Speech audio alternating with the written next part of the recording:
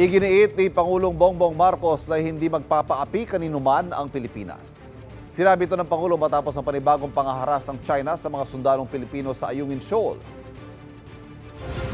Kailanman ay hindi tayo magpapasupil at magpapaapi kahit na kanino man. I have never been prouder of the brave women, men, and not just the Western Command, but the entire armed forces as I am today.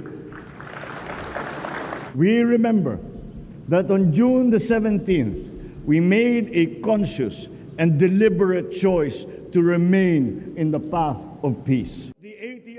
Sa pagbisita ng Pangulo sa AFA Western Command sa Palawan itong weekend, sinabi rin niya na hindi nag-uudyok ng gyera ang Pilipinas. Ang gusto raw ng gobyerno, bigyan ng mapayapa at masaganang buhay ang bawat Pilipino. Gayunman, ang pagsusulong sa kapayapaan ay hindi raw nangangahulugan ng pagtanggap sa pang-aabuso. Ginawa ng Pangulo ng Order of Lapu-Lapu Rank of Kampilan si Seaman First Class Underwater Operator Jeffrey Facundo. Si Facundo naputulan ng hinlalaki ng banggain at sirain ng China Coast Guard ang ilang inflatable boats ng Pilipinas sa rotation and resupply mission sa Ayungin Shoal noong June 17. Order of Lapu-Lapu Rank of Kamagi naman ay ginawad sa 79 pang sundalong kasama sa RORE mission.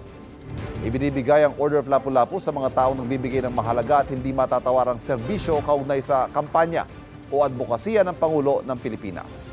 Bukod sa parangal, kinausap din ng personal ng Pangulo ang mga sundalo. Ayon sa Malacanang, binigyan din sila ng tulong pinansyal. Kapuso, para laging una ka sa mga balita, bisitahin at mag-subscribe sa GMA Integrated News sa YouTube. Sa mga kapuso abroad, samahan nyo kami sa GMA Pinoy TV at sa www.gmanews.tv.